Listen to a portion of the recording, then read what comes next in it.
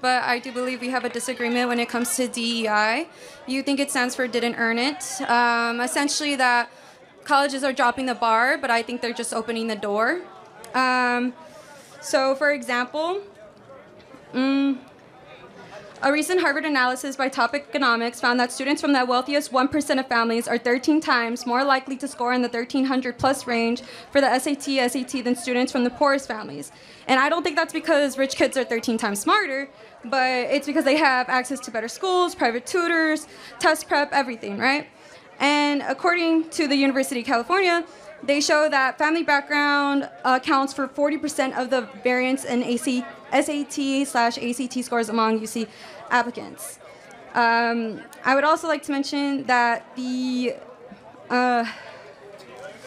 Diversity in Society's Leaders, the Casual Effects of Admissions at Highly Selective Private Colleges, a study shown by the National Bureau of Economic Research, that I think that if you think it's based on race, at times I think it's based on wealth. So legacy applicants, children of donors, and recruited athletes were significantly more likely to be admitted than other students with the same academic credentials. So yeah, elite schools like Harvard, legacy students are about 5 to 6 times more likely to be admitted than non-legacy students with similar SAT scores. Roughly 43% of white students admitted to Harvard from 2000 to 2015 fell into one of the 4 categories, right? Legacy, athletes, deans interestless, or children of faculty or staff. 3/4 of these ALDC admits, 75%, would not have been admitted if evaluated only on academic credentials. My question is, I guess, do you believe that DEI could possibly not stand for diversity, equity, didn't earn it, but can stand for actual diversity, that diversity of abilities? When you go into a job or to a school, they don't just ask for your SAT score. They ask what kind of clubs you were into. They ask you to submit an essay. They are a holistic academic review. So why do you think it means didn't earn it? If maybe they got a less SAT score, but them as a person are just more well-rounded than the person who had all these tutors but did nothing outside of it. What yeah. Tell me do you know anything about the Students for Fair Admission case, the Supreme Court case at Harvard? I would love to hear about it. Yeah. So basically at Harvard, Asian and white students, they basically got 200 to 400 points knocked off of their score versus black and Hispanic students. So it was disenfranchising white and Asian students. So if you support DEI, let's say you're in charge.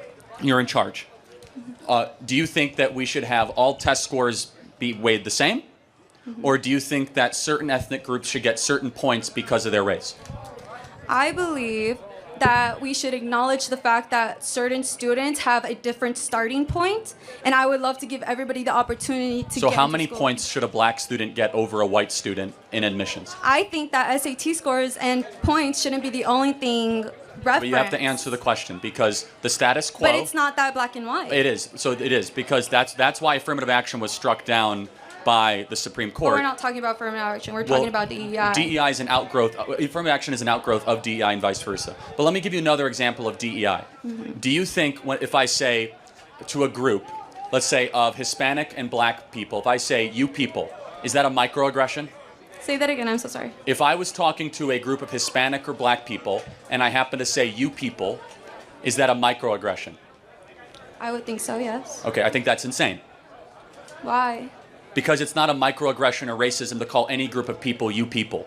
That's DEI in practice. So you guys might know about the group of clowns in the circus group of the Dean on F America thing. They fell apart in 1 week because one black woman called Dean and Parker racist because they were associated with a woman who called a group of black women you people, and they said you did not recognize microaggression. That's DEI in practice, where you could lose your entire job and your career for one misstatement. And you just showed it to me. Like, you think that's a microaggression to say you people to a group of Hispanic and black people? We should not be policing the speech of people. Instead, we should be caring about one thing, and that's merit and merit only when we put together our institution. But if you base it on meritocracy, like I said, you're initially bringing in wealthy people who have these tutors but aren't well-rounded. So what? That doesn't mean anything. Yes, the degree of how good your parents are matter. Yes. If you have good parents, you get something that people with bad parents don't get. That's Okay, applicable but- beyond college. But with the people who score higher, let's say they didn't do anything, they are less likely to be able to take on challenges than the Doesn't people matter. who.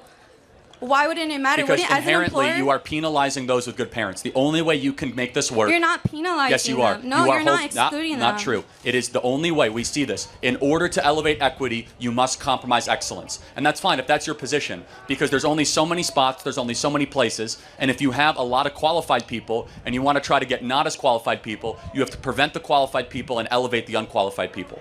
That's what the Students for Fair Admissions case showed us. You're thinking that DEI is versus excellence. I think DEI is for excellence. Got it. If Show you me look- one institution that got better the more it embraced DEI. One institution that got better that embraced DEI. That got smarter, more competitive, leaner, more productive, and that was better than it was 10 years ago. Are our airports more efficient? Are we landing planes better? Are our airlines better? Is our government better? Is our schools better? Is our universities better? Show me one example. Is our public health authorities better? Show me one institution that's embraced DEI that has become better, more excellent than it was 20 years ago. It doesn't exist. DEI will destroy an institution from within. Let me ask you another question. When COVID happened, they removed the SAT scores, yet the graduation rates for Harvard were still the same. Do you think that because of, with that being said, since ACT wasn't even considered, schools are accepting people with the potential to succeed? Because once you get in, you're still going off the same merit as everybody else. A lot of people drop out that are, the problem with Harvard is that they now have professors, the ton of them that are saying they have to retake courses and remedial courses because these kids should never be here in the first place. And they happen to be a lot of black and Hispanic kids that were let in strictly because of the color of their skin. So I guess my question is, do you care about the racial makeup of a college? The racial makeup of a college? Like if a college was all white or all Asian, would that bother you? I think it would stop them from being able to see different perspectives and thus improve their systems and improve the quality of their operation. But why is diversity only skin color? Can't a bunch of white people also disagree? Well, think of it this way: if I like my mom went to the hospital or something, and let's say her English is good, but her Spanish isn't. Her Spanish is good, but the English not so much, right? It would help that if a person who is Hispanic or no Spanish would be the one helping her. She'd feel more comfortable with that person because she understands and relates. Okay. You're in America. You should learn English. I don't know what to tell you, but... No, she is... Good. I'm not trying to be insensitive or cruel. English, but yeah, she would rather be with a Hispanic nurse versus one that doesn't, so she could speak comfortably. As an organization, you must prioritize something. We think that excellence should be we must have an uncompromising pursuit and commitment to excellence and not equity. And we believe the more that we embrace this kind of culture of mediocrity, excellence will slip. And again, I could go through, at the core, DEI wants a lot of things, including racial quotas. Mm-hmm. We don't believe in racial quotas. Our best institutions would fall apart with racial quotas. Mm-hmm. We want excellence quotas and the best and the ones that earned it to be able to get in those positions. Mm-hmm. Thank you for your good faith conversation. Wait, can I ask? Really quick, we're running out of time. One last question. Okay. So aside from DEI, I also wanted to ask you to confirm the murky gray area again with sexual assault. In a previous video, you mentioned that if there was two 19-year-olds, they were drunk, and then... Yes, if they're intoxicated. So again, no means no, and stop means stop, but you would both agree, if two parties are intoxicated, there's gray area, right? No, I don't. Actually, yes, the law says that consent cannot be given or withdrawn if both parties or either party is intoxicated. That's the law. The law here in California is that if one party is intoxicated, it is rape by either the woman or the man. That's gray area. So did you know that if you have sex with an intoxicated person, you're a rapist? Did you know that? I didn't. That's what the law says. That's what I meant by gray area. I encourage people to look into that because when it's past 2 a.m. and both parties are intoxicated, by law, they're actually both committing rape. According to California law and national law in every state, if one or both parties are intoxicated, consent is not a thing. You are not allowed to have sex with that person under that circumstance. Okay, so then, to you, then it's not a gray area. It's sexual assault by law. No, I'm not willing to call every single person that's had sex while they're drunk a rapist. Are you? Well, if the girl is saying no... They're both intoxicated. So what they say is irrelevant. That's the point. And no one wants to talk about this, is that according to the law, intoxication removes consent. Literally, you are not allowed to give, receive, deny, or remove consent if you are intoxicated. So the example that I was giving in that viral clip was very clear. Two people that are intoxicated post 2 a.m., who is right, who is wrong, case-dependent gray area, all while saying under normal circumstances, no mean no and stop means stop. But let me ask you another question. Do you think if two 18-year-olds are sitting on a park bench and the man goes in for a kiss with the girl and it's unwanted, did he commit sexual assault? Did he ask? Did the man commit sexual assault to try to kiss a girl? Did he ask? Did he ask? So let me be clear. A man has to ask a woman verbally before he has to kiss a girl. Is that your position? He can either ask or she can make it very known that, like, she backs away. How can she make it known? How can she, without talking, how can she make it known? She can back away. She can make a face. Same thing if they were drunk. Like, you want to know why romance has left this country? You have to ask before you kiss somebody on a first date. Excuse me, can I kiss you? Really? I think it'd be kind of romantic. Do you understand? But either way, I think regardless, there is way to do it non-verbally. Well, hold on, non-verbally. So it's like a mind trick? No, does that hold up in court non-verbally? I'm backing up. You keep getting closer. I don't know why. But hold on. If you do it verbally, stop. Don't get near me. I'm talking about two people that are next to a park bench and they're having a good time. She can scooch. Oh, she can scooch. She can scooch And away. the guy goes in for a move. He's a sexual assaulter. No. That's what, to be consistent, unwanted kisses, unwanted sexual advance is a sexual assault. The difference is that one of them is removing consent and the other one didn't even realize that he was asking for consent. They're having a nice time. He thinks that he's getting the signals. He misreads it.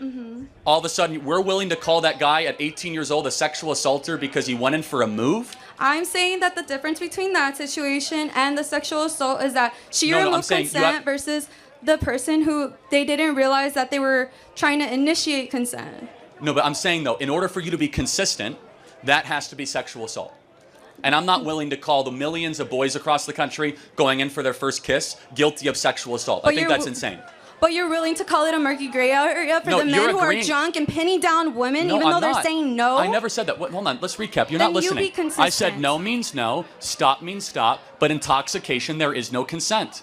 I've said that. And we must be morally clear and legally clear. People don't know that. According to the law, if one or both parties is intoxicated, consent does not exist. We don't teach our kids that. Every time you go to a drunk frat party and someone is intoxicated, woman or man, and they have sex, they are then the victim of rape. I'm not willing to say that 30 million people then commit rape.